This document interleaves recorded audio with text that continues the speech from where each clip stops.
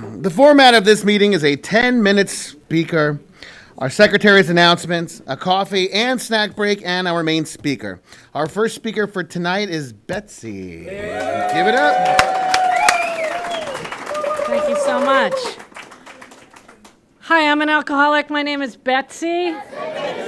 Wow, what a rocking group. I'm so grateful to be here on a Saturday night. Thank you. As a warm-up to my friend Joe. Woohoo!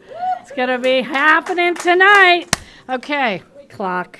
My sobriety date is 10/26/09. My sponsor's name is Mary M. And, when I first came in here, I couldn't even say I was an alcoholic. I had a preconceived notion of what an alcoholic was. I was ashamed, and I was like, okay, whatever. And today, I'm so grateful to say I'm an alcoholic. I know what's wrong with me, or what I needed to work on, and I'm grateful for that.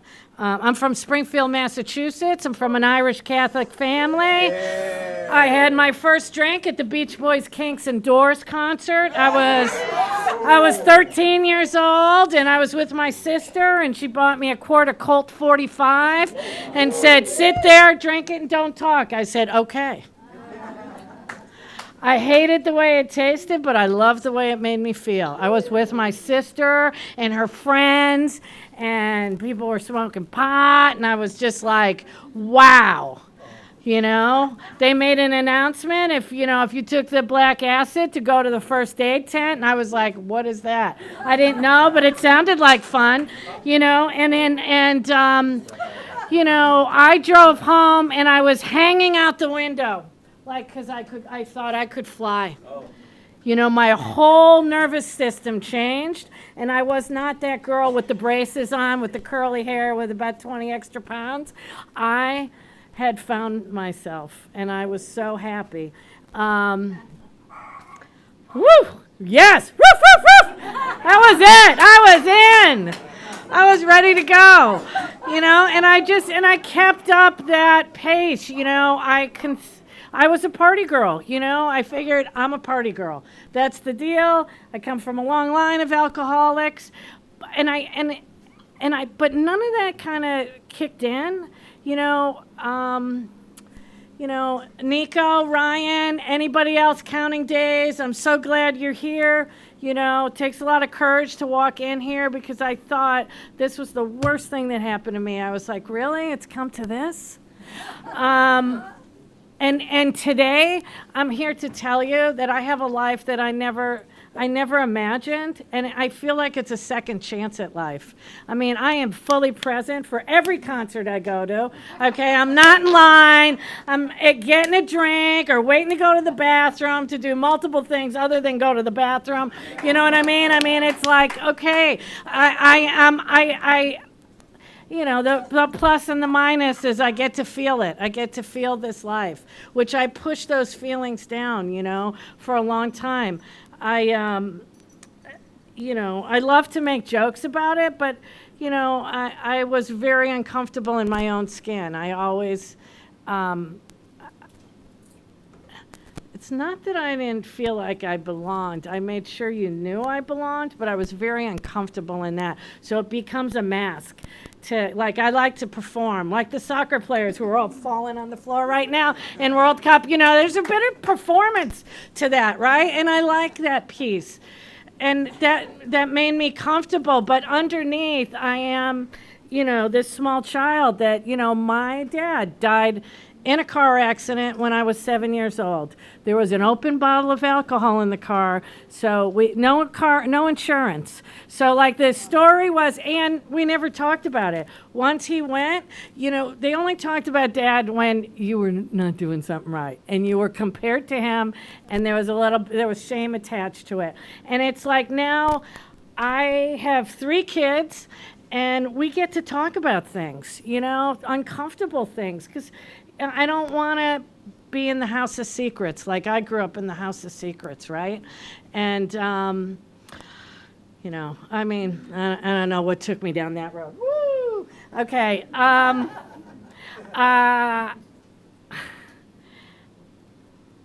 if you're new, here's the deal. It is a great game in town. This is a simple program, but it's not easy. It's not easy to change. It's not easy to pivot.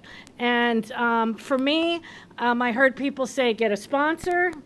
You do the steps. The steps sounded like people were speaking French. It was a foreign language, and I didn't understand it, but what I did understand was keep coming back. It works if you work it. I drank every day, so I went to a meeting every day. Thank you so much. And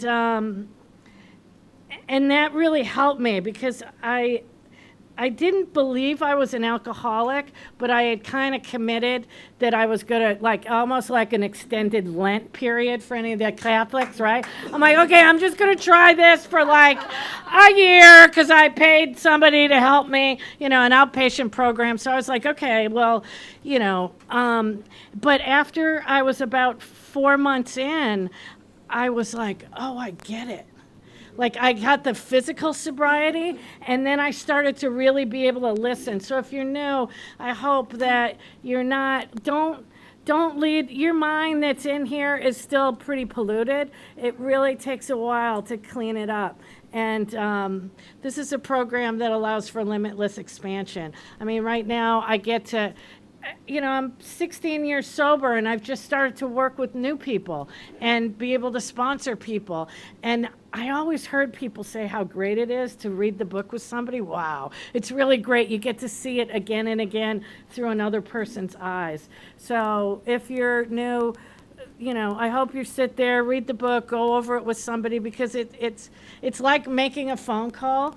You kind of save two people's lives, I love to make phone calls. I gave my number out to a couple of people. I put A's in front of all my AA numbers just so they don't get all screwed up, But it's great because I used to drive to, I live in Westchester, but I used to work in the Valley, and I would do AA roulette, I'd go through the A's, and I just called 3 people. When you're in the car on the 405 for 45 minutes, it's like, okay, get out of your head, right? Pick up the phone, go to meetings. I hope you get commitments. Commitments help me a lot. I'm so grateful. I see I've got about 3 minutes. Is that correct, timekeeper? Thank you so much. All right. I'm just the warm-up for Joe, but I will tell you that I have a whole new life today, and I feel like I could have missed it all before coming to Alcoholics Anonymous. I got a tribe. I run with people. We still do all the same stuff I used to do, but now I am fully present. I always end my share. When I went to this original outpatient program, they asked me to write a letter that said goodbye to alcohol. And I have a creative streak, and I changed the words to the Gloria Gaynor song, I Will Survive, and I sing it at the end of every share because it makes me happy and it reminds me, man, I've come a long way, and it's because of this program and all of you, okay? Because at first I was afraid, I was petrified to think, how am I going to live without booze by my side? You see, I spent 35 years getting drunk and stoned and high. I got so high. That's how I got by, and then I crashed, brought to my knees. I was finally taken out by this progressive disease. I went to rehab just to learn how to drink too. But what happened, thank you, God, I didn't even talk about God, but thank you, God, I learned a new way to think. Now booze, just go. Walk out the door, pot, pills, just turn around now, cocaine, sugar, you're not welcome anymore. You try to hurt me, and I knew I was going to die. I was going to die. I was going to die. It took all the strength I had. I was falling apart. I walked through the doors of Alcoholics Anonymous, and you guys start to heal my empty, broken heart. I got a sponsor. I do the steps. I go to meetings with many reps. Now I'm alive. And I hold my head up high because you see me. Somebody new. I'm not that drunken little girl that's either going to pass out or throw up all over you. Okay? I am so grateful. I'm happy, joyous, and free most of the time because I got a sponsor. I pick up the phone, a lot of contrary action. I do the steps, H&I, Thank you for helping me change my life. I hope you stay if you're new.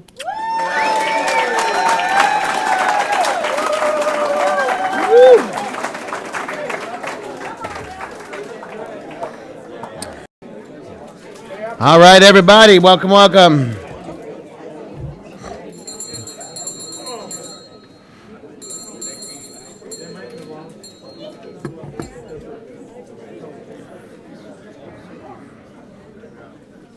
All right, please join me in the serenity prayer.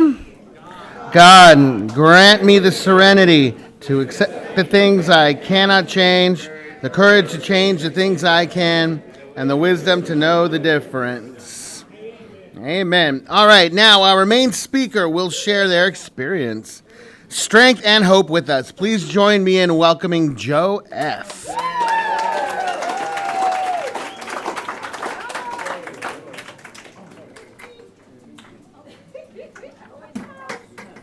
Joe Fitzgerald, alcoholic.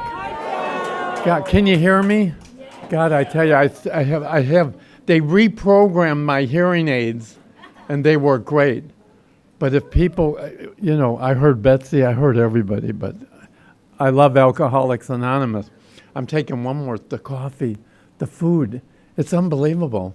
I used to come here a lot, and I just haven't been here for a while, and I start going to an earlier meeting. I'm in bed at 9 o'clock. You know what I mean? It's fabulous. I don't like driving at night and whatever. When you get old, whatever.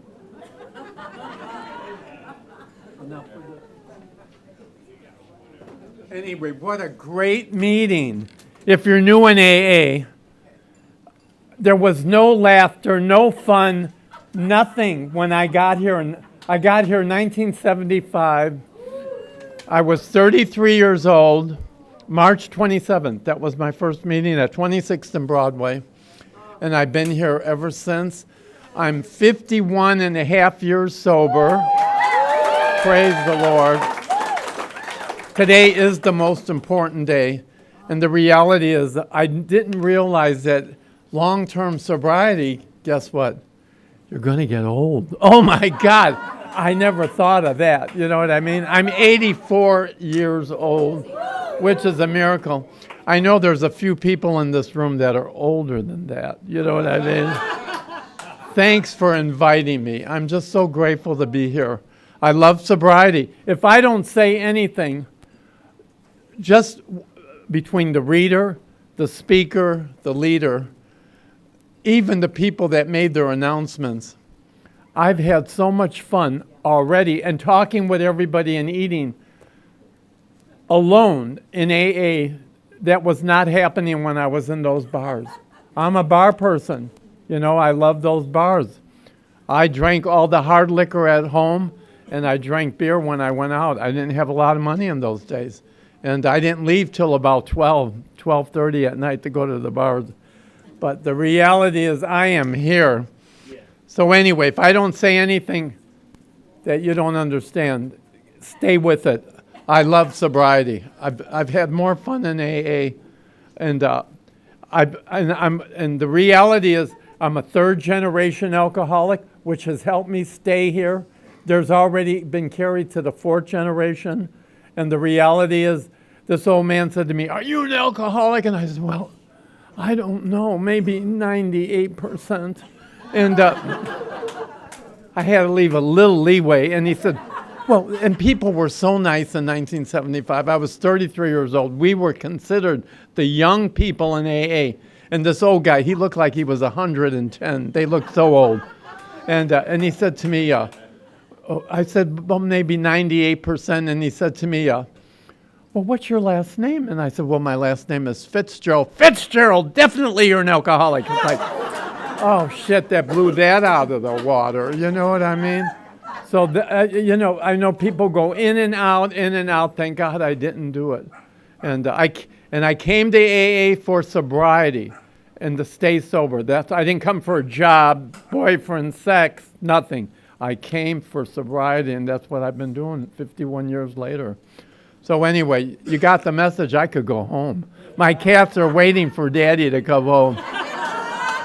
If you're lonely, get a couple of cats. You know what I mean? Easy maintenance. Rosie and Helene are always so, I could stay in bed all day. Oh my God, they're so happy. They have turns where they're going to lay and trying to watch TV and they're right on top of me here. I'm trying to see the TV. Anyway, I'm gifted. Okay, born February 12th, 1942 in Chicago. Anybody from Chicago? Love Chicago. Isn't that great? Great place to be. I have no problem with Chicago. It was a great place to grow up in. I moved from Chicago in 1967. I have never regretted it. I love California. You know what I mean? A lot of other things I don't like about California, but I love California. And if you can live on the west side, not far from the beach, praise the Lord. You know what I mean? And anyway, so Chicago. I was born on the north side of Chicago, February 12th. I'm premature. I have an older brother and a younger sister, and you know what I said to my mother one time in sobriety. I said, Ma, I know why I was born premature. And she said, what do you mean you know why you were born premature? I said, because I realized then I was going to end up in AA, Alcoholics Anonymous, and the reality is I thought, I got to get out of here because I was going to I had a lot of shit I was going to do before I got to AA. So let's get started. And does anybody remember being born? I was present at my birth. I remember being born. My father was there. He worked on the railroad. He had his coveralls. He's a short guy. He had that hat with the starch. And he was so excited. Oh, my God, I'm going to have another little boy. And maybe, because he's Irish, maybe one day, my mother's Italian, and maybe one day he'll have his own baseball team. Well, my mother said the only difference between me and my brother when I was born, I come flying out, and I happened to have a big pink bow in my hair, and that was not popular in the 40s, you know what I mean? My father was not happy to see that pink bow, and my mother said, and you lived, it's all these things they told me, you lived up to the expectations of that pink bow, because remember, we went to Catholic school. I don't have a problem with the Catholic school. I don't really have a problem with God, but the reality is, my first meeting, 26th and Broadway, I heard that word God. And I thought, it just kind of bothered me a little bit. And but the reality is, it is what it is. But God created this little pretty boy. I was a very pretty little boy. God gave me real big eyes and real long eyelashes. God gave me a high-pitched voice. You know what I mean? And the reality is, it made me that pretty little boy. And it just made my life not good. You know what I mean? At a very early age. You know what I mean? So the reality is I gave it my best shot. You know what I mean? You do what you have to do. Nobody knows. And I was on the north side of Chicago. And, and one thing I blame, when I got to AA, I blamed people, places, and things for my unhappiness. And when I got sober, I realized, thank God, you know what? It wasn't them. They did the best they could. They gave me the best they could. The reality was my alcoholism, which was killing me. And so anyway, so the way I looked and the way I sounded created a lot of problems for me in school. And I played with girls a lot. And born on the north side of Chicago, I learned very early in that family that we were poor. A lot of people were poor in the 40s and the 50s. And the reality is nobody told me to get a job. But, and one example, and it has nothing to do with my parents, but the carnival will come into town. And I couldn't go to my mother and say, could I have a quarter? A quarter was a lot of money in those days. Could I have a quarter to go to the carnival? They didn't have it. They just didn't have it.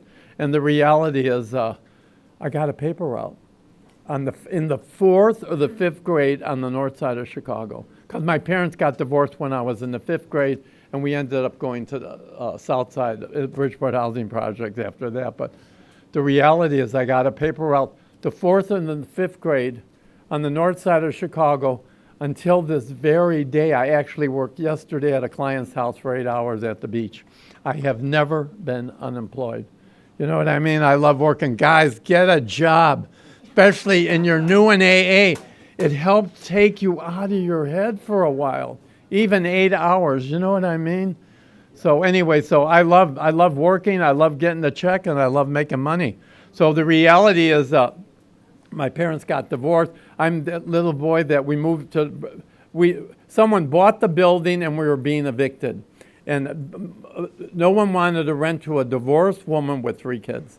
And most people didn't have a lot of money in those days, so we had no place to go. We were actually being evicted on Friday, and this was Thursday. The Bridgeport Housing Project stepped in and gave a Bridgeport Housing Project, little townhouse, 2 bedrooms and a bath upstairs, living room, kitchen downstairs, a front yard and a backyard. I can't complain. It was a great place. For us, it was a step up. That's what it was. It was a step up. And I'm that little boy. Remember, in spite of whatever went on in my life, my alcoholism and whatever, I've always wanted better things for my family and for myself. And I'm that little boy in the Bridgeport Housing Project that looked around the house. And because I like to tell this because I hated myself so much. When I got to AA, I was unsuccessful at suicide at 31 years old. They found me. I didn't die. And the reality is now I came to AA. I've had 51 years of a fabulous life and being with my family. I'm an uncle, great uncle, great uncle. I'll be going back to Chicago next week. I'm going back. Little Bobby is going to be 1 year old, celebrating his birthday. His sister is 3 and his other sister is 4. And they even made me I'm his godfather. So I'm going back. He's on all 4s now. I'm hoping by the time I get back there, he'll be walking. You know what I mean? Or I'm going to hold him with 1 finger and just keep those legs up. You know what I mean? Whatever. Anyway, God bless. But the reality is, I'm that little boy that I got another paper route. And what happened, eventually my brother got a job at the A&P supermarket, and they had a parking lot in the back, and boys carried groceries. And my brother came home one day and he said, "Joe, they're looking for a boy to carry groceries at the A&P supermarket. They have 2, they need 1 more. And are you interested?" And I went over there, I got it. And the reality is people did their shopping, they put their groceries in the cart, and then I'd wheel it to the parking lot, unload it, and they were very good. They knew the 3 of us boys needed the money for our family. And so they were very generous, and that's, I love furniture stores too. Not so much now because I can't get any more in my house. It's jam-packed. But the reality is we had a furniture store, 32nd and Halster, major appliance. And I evidently been in that store a lot. I didn't realize it, but when I look back, that man probably saw, this little boy really loves my furniture store. And I went up to him one day, I don't know what possessed me, but I said, I want to buy my mother something.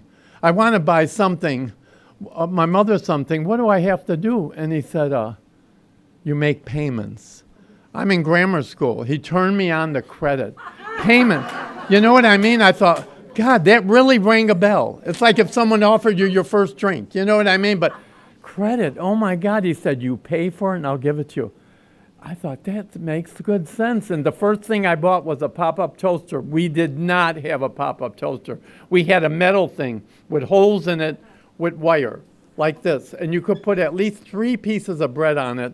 And my mother didn't have a stove that said high, low, medium. She didn't even have numbers on the oven. And the reality is, we put the bread on, turn up the gas, and then my brother, Joe, and I turn around, what, Pat? And I turn back, and the bread was literally in flames, in flames. And you go over there. I remember shutting the gas off and fanning it a little bit. And then the only thing I remember mostly about toast is standing at the kitchen sink with a knife, scraping the burnt off because you didn't throw the bread away. Every time I throw bread out, I think, how could I throw bread out when I remember that day? So the first thing I bought was a pop-up toaster, and I would like to say that man would never realize all the things I was going to buy at that store. I learned from the movies people had end tables, lamps, and a coffee table. I bought 1 table at a time, 1 lamp at a time. I bought our first window fan. I bought curtains and drapes, for the bedrooms and whatever. And I bought our first nice kitchen table, all chrome. It's 6 chairs, chrome and formica. And it was chrome. It looked like, when I look back and when we got that table, it looked like a new Cadillac in our kitchen. That's how beautiful it was. That's how much we were appreciative. And the reality is, and I played with girls a lot, and actually my first drug of choice, thank God, if you're new in AA, was jitterbug dancing. Became real popular in Chicago, and I couldn't figure it out. My brother had taken dancing lessons. I said to my brother, Pat, teach me how to dance. And the reality is, he never taught me anything. In fact, he died several years ago at 80, still drinking, and we hadn't talked in years. He hasn't talked to my sister or me in years, and that's what happens when you have alcoholics in your family. They just want to close the door on everybody. They don't want to be bothered with you. And the reality is, I forgot where I was going. The what? Oh, jitterbug dancing. So, we had a 4-poster bed, and I'd put those records on, and we had records in those days, and I just kept playing them and trying to figure out how to get these legs to move, and finally I figured it out. I became the jitterbug king of Bridgeport, and the cha-cha king, and the polka king, and it was fabulous when I look back. It was the best time in my life, thank God. And I would be with all those, the girls were real pretty in those days, and actually, I was prettier than most of the girls, you know what I mean? It was unbelievable. I was just a very pretty little boy. Thank you, God. I'm so grateful.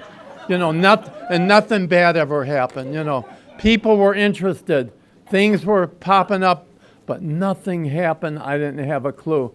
And, because I hated myself so much, I thought of the things I felt about myself when I was drinking and drugging. And I go back and remember that little boy that was working, carrying groceries or whatever, and show up at your house. I'm taking your daughter to the sock hop. I like girls, you know what I mean? And I was taking the girls to the sock hop or whatever kind, and some dances later on. We had to rent tuxedos and buy the girl corsages, and it was just a great time. It was a great time. And I look back and think that little boy that would show up at your house, remember, in the old days, the father was always home. When I came to get little Mary, and I never figured that out until I got sober. When that door would open, I remember I'm standing there, I had a suit then, but it was always clean. I had a tie and a shirt or whatever I was wearing. I was clean, nice-looking boy, and I never realized it, but when the father would open that door, the father would just kind of light up. I didn't know, oh my God, Joey, oh my God, we've heard so much about you. Come on in, you know what I mean? And oh my God, I got such a great welcome, you know what I mean? I thought, God, these people are nice, you know what I mean? And then I'd meet Mrs. So-and-so, and hi, and in the old days, no, we're getting ready to leave, and in the old days, you'd have to say to the father, sir, what time would you like your daughter home? And we always went to David's after the dances or whatever in the old days because we weren't driving or whatever, but the reality is, I remember saying to the father, sir, what time would you like your daughter home? Sometimes they want 9:30, 10 o'clock, whatever, I don't know. And the father I'd say, what time would you like your daughter home? And the father would always look at his beautiful daughter, and then he'd look at his beautiful wife, and then he'd look at me and he'd say, you could keep her out all night. You know what I mean? It's like, oh my God, why would he say that? It just made me feel, I kind of blew the air out. I don't know why, but it's just, that's how, and the girls, they were wearing a lot of chiffon and petticoats, and I would twirl them, and the good little Catholic girls, don't do that. They'd put their hands on those skirts, and I'd say, honey, get your hands off of it and let them see it. You know what I mean? And it was I fantasized being in those dresses. And one thing, remember, when the boys were looking at the girls, I know they were looking at me too. You know what I mean? I was just pretty. I wasn't wearing a dress, but I fantasized. But they saw something else I didn't know about yet.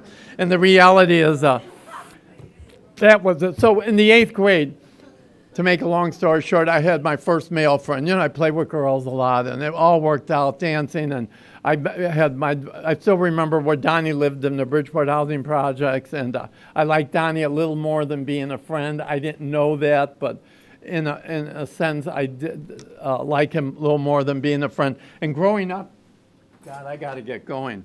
Anybody want to stay late? God forbid we should stay late at an AA meeting. I'll tell you one thing. There were times in AA I didn't want to go home. I did not. I wanted to stay. I found something here I've been looking for. I was dying. It's a slow death, drinking and drugging and bars and men and whatever. So anyway, you may stay late tonight. And the girl, remember, growing up, the girls all went to, we went to Catholic school, the good little Catholic girls. Remember, no drugs, no alcohol, but girls wore babushkas. And a good little Catholic girl, remember, the nuns had habits. And the habit was almost like the babushka, you know what I mean, like this. And you know, Susie, she's a good little Catholic girl, you know what I mean? And you could tell by how she, and a girl that was not so good would actually have it pulled back and have it tied in a knot on her chin. And I knew, oh, little Mary is a little bad. I didn't quite figure it out. I didn't know, but I knew by the way she had her babushka on, she was a little bad. And a girl that was real bad would have it tied in a knot in her mouth like that. And she'd have it way back. She'd have pancake makeup, eyebrows, and lipstick. And it's like, you know, in the old days, and the bad girls, you know, the good little Catholic girls that had it tied on the chin, she probably kissed the boy. You know, we grew up with a set of bad things about the Catholic Church. She probably kissed the guy, and that's a mortal sin. You know what I mean? Can you believe that? I probably was, kissing a guy maybe I'd have a lot of mortal sins, not so much the girls. But the reality is the girls had pancake makeup and lipstick and eyebrows. I would see actually a bad girl coming down the street. I would cross the street and go on the other side. I was terrified of the bad girls. I don't know what it was all about, but I was terrified of the bad girls. I learned a little later on in life that I wanted to be a bad girl and do all. They were the only, when you look back, they were the only ones having any fun. You know what I mean? And so what happened is Donnie wanted to make it with this bad girl. Her girlfriend wanted me, and we ended up in a junkyard one night in an abandoned truck. And if you're new in AA, I'm a short little guy. I actually got this tall in second year of high school. And I've been wearing glasses since second grade. Thick because of I have a lazy eye and whatever. They were thick. They were round because of my long eyelashes. And, you know, I remember and we ended up at a junkyard. I was willing, I didn't know about the big book of the 12 and 12, but I was willing to go to any length to be Donnie's friend. And we ended up in a junkyard one night, and I remember looking up at that girl. That girl was already in the truck. They brought little candles now. They've been around the block a couple of times, and I looked up, I remember looking up, and that girl was so excited. I never remember anyone wanting me so bad. That girl was so excited to see me, and Donnie and his girlfriend stayed in the front of the truck, and me and the Jolly Green Giant went to the back of the truck. She went running. It was one of the slowest walks I have ever taken in my life. By the time I got back there, they blew their candle out. I got somewhere near her, and she blew her candle out. And I thought, oh, my God. I don't ever remember a room being so dark. It was so dark in there. I was so nervous, and I was a little boy. I knew I was going to have to prepare myself. I had an idea what was going to happen, and I started to prepare myself, and I thought, I gotta check it out. I knew she was there. She was breathing. I could hear that. I could hear her breathing. And I am low to the ground, and I started to prepare myself. I thought, I gotta check it out and see what's going on in here. I just started feeling around that truck. I touched something. It was a little furry, and I let out a scream. I said, oh my God, there's an animal in here, you know? The rest is history. We got dressed real quick. Donnie went that way, those girls went that way, I went that way. I've never seen any of them since. I never did get myself in that situation, and that's when jitterbug dancing and whatever. It was a great time. You know, and eventually I dated my last girlfriend, and eventually I came out, I was 19 when I came out about being gay, and, you know, and the reality is I became gay because this girl's sister left home, got an apartment on Rush Street near Bughouse Square Park, and I'd go and pick her up. I eventually graduated high school, and eventually I got a job at the Federal Reserve Bank because my brother was there. That's the only reason why I got a job there. And then the reality, eventually I went to beauty school to become a hairdresser, but I came out, I used to drop her off every night and say goodnight and walk back to my car. I always had to park by this park. And eventually I saw all these men walking I didn't know what was happening, but one night I didn't go back to my car. I just started walking around the park. I stopped the guy. I said, I don't know what's going on here. Can you tell me? And he said, you don't know? And I said, I don't know. And he said, give me a break. Give me some time. He's a hustler. He was working on a trick, and he got rid of him. And we went out to breakfast, and he told me I don't even know that they didn't call it gay. They had so many horrible names about us, what we were in those days. And so anyway, he said, you're gay. I went home with him, but he actually, because he got paid, I didn't have sex with him. Eventually I met someone on the streets and had sex with a guy for the first time. And so I became a free hustler. You know, it was fabulous. I loved it. I didn't know any better.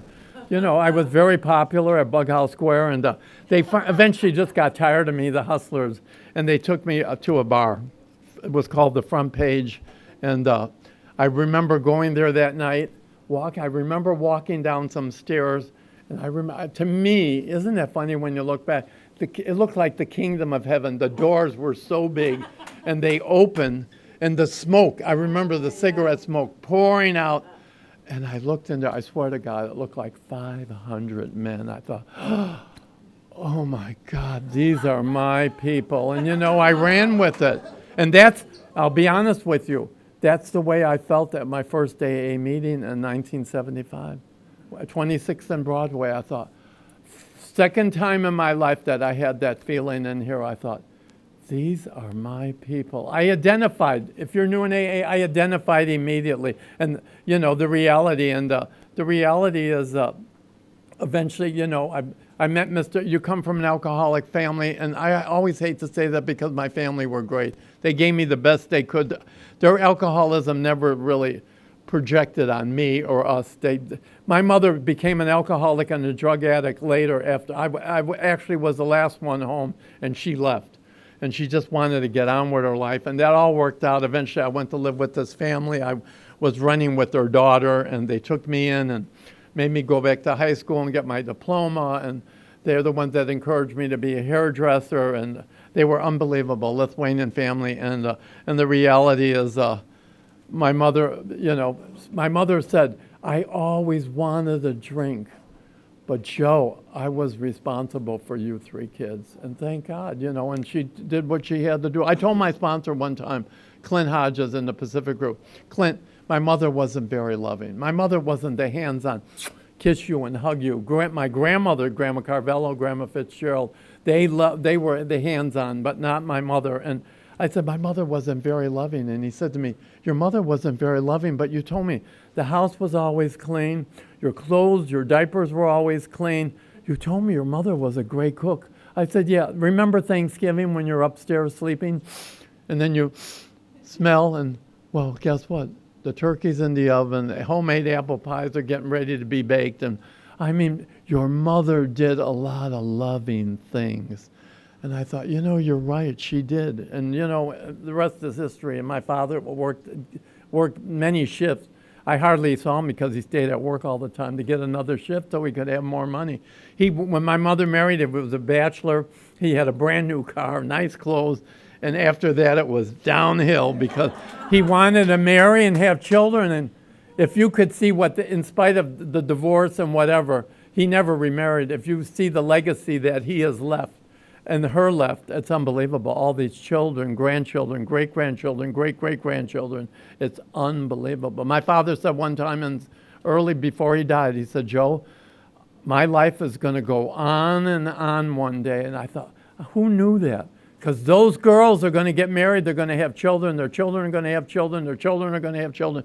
And that is exactly what happened. So the reality is, so I found alcoholism, and you know, I jumped into it, and you come from an alcoholic home, you find an alcoholic, and the reality, I met Norman, and we set up housekeeping, and then we threw each other out of moving automobiles, and it was so happy, you know what I mean?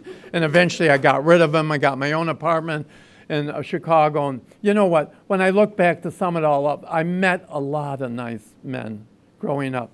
And people that really cared for me and wanted to do. I've sometimes wondered if my life could have been a lot different, you know, with some of the people I met. But I'm an alcoholic. I had to let them go. I had to let the nice people go. If you used me and abused me, I was hanging on your leg. And drinking and drugging. I didn't do a lot of drugs because alcohol worked. So the reality is, I'm running out of time, but so I jumped into AA and I got rid of him. And what happened is,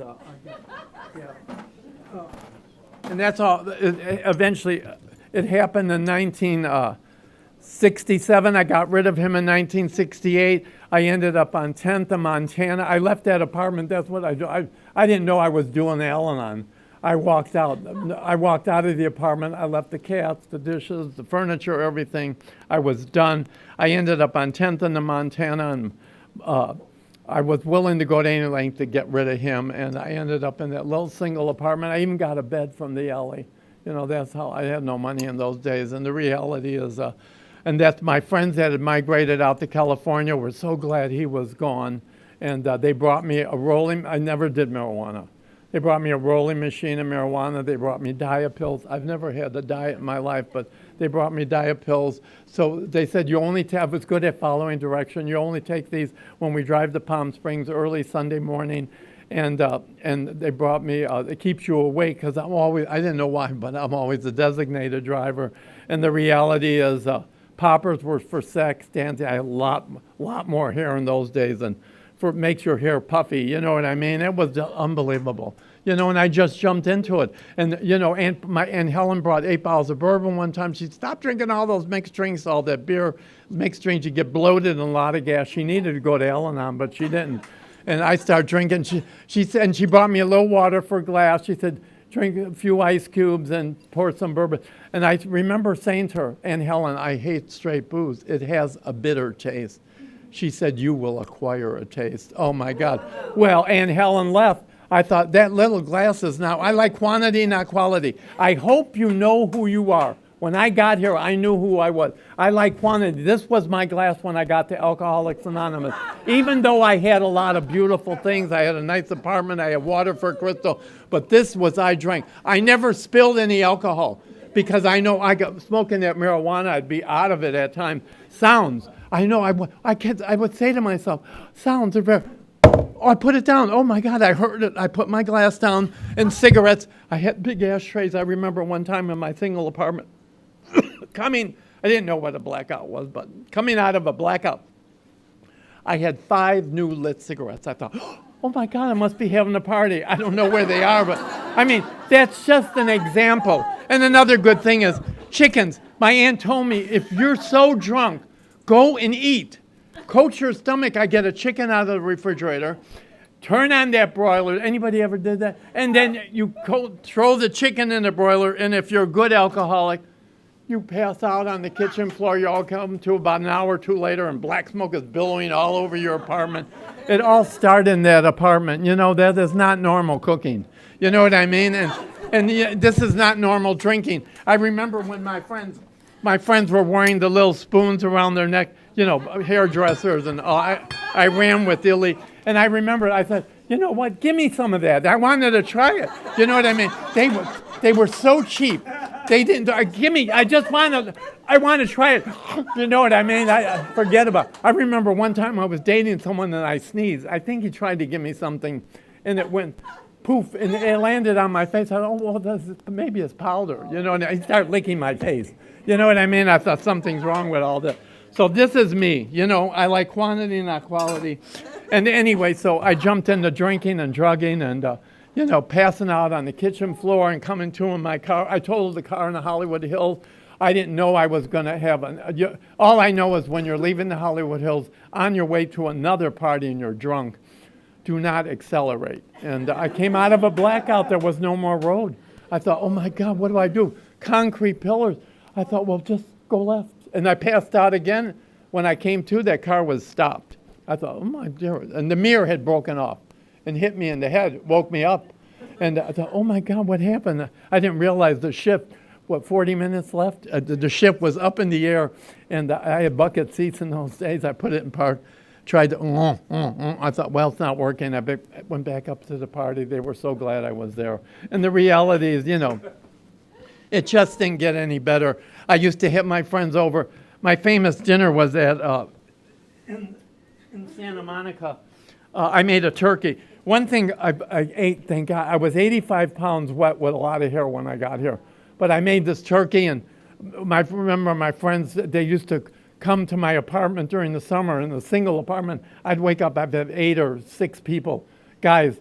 Their clothes went to the bars, but they knew if they went home, they would not come to the beach Sunday morning. So let's go to Joe's place, and they bring their tricks and whatever. And I remember Sunday, I came to one Sunday, I was stuffing a bird, and I had all this dressing. When you come out of blackout, I had a 12-pound turkey I bought at Safeway.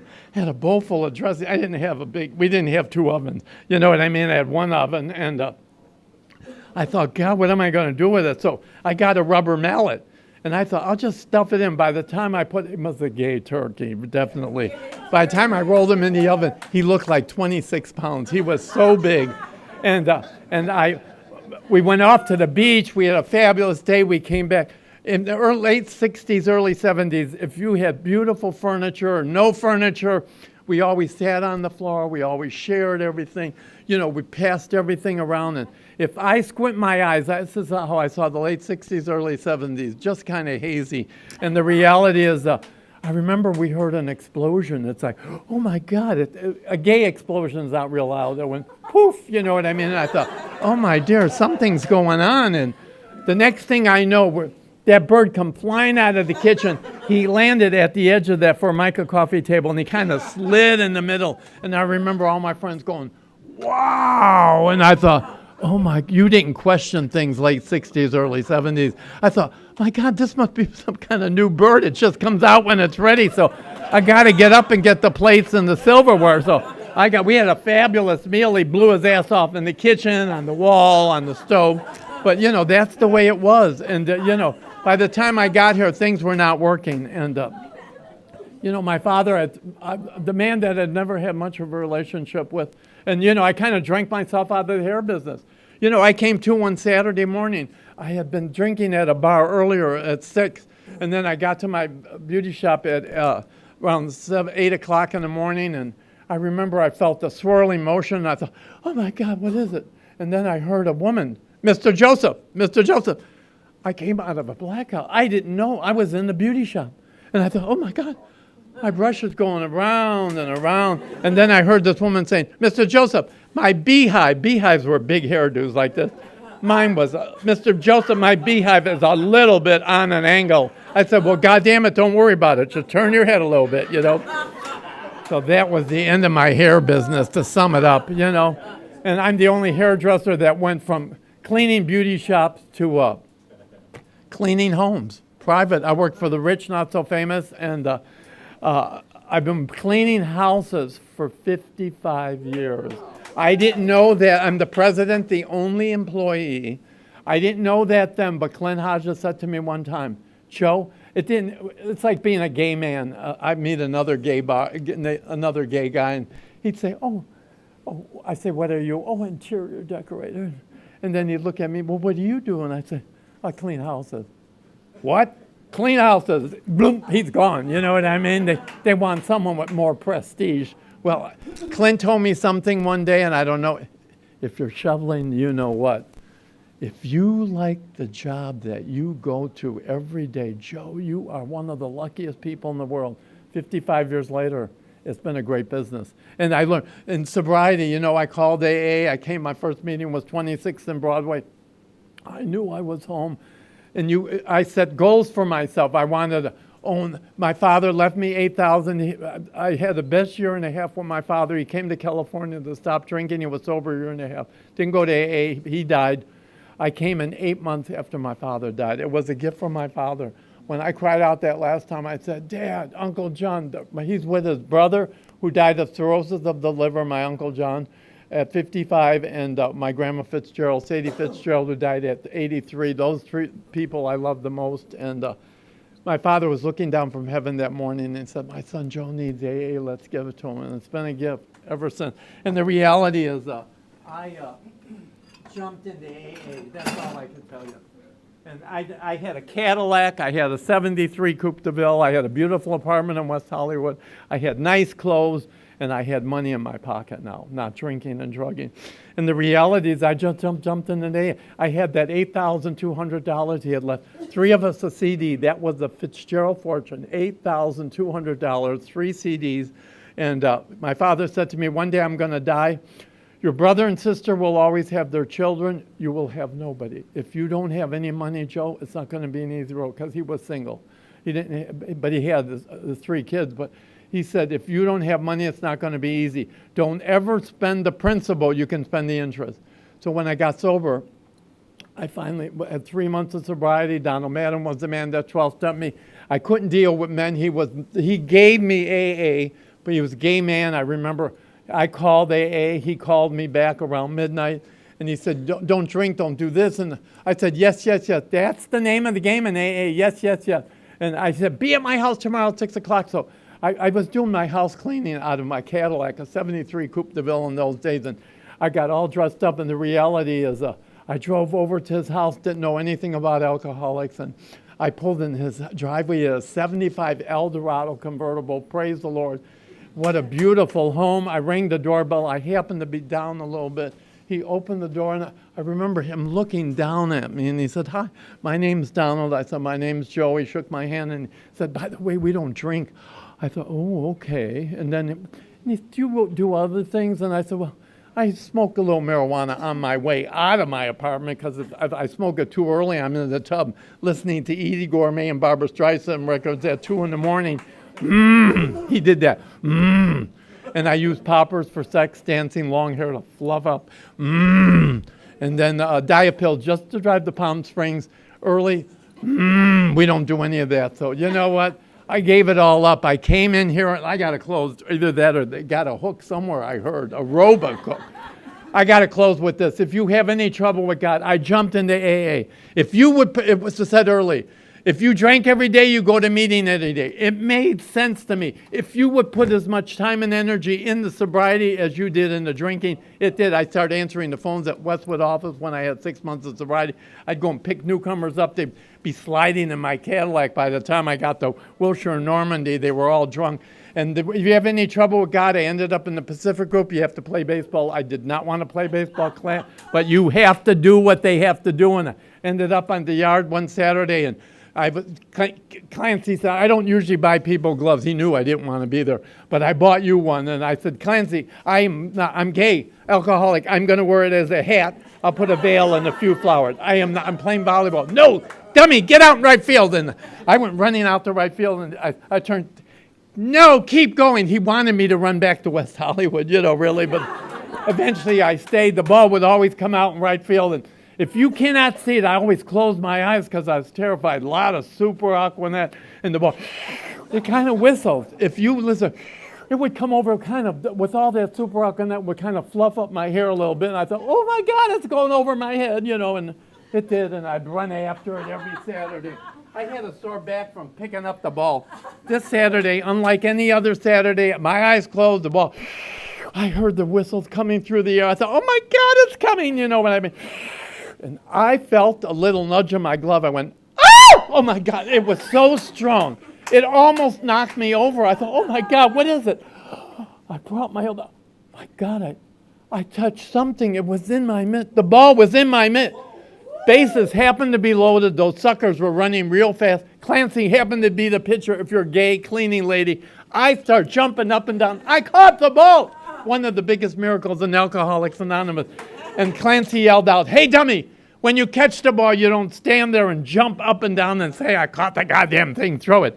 And I threw it with all my might, with one of the slowest balls he ever did waited for. I never did catch another. I bought real estate, and I set a lot of goals for myself, and now I'm doing great. God bless you. Thank you.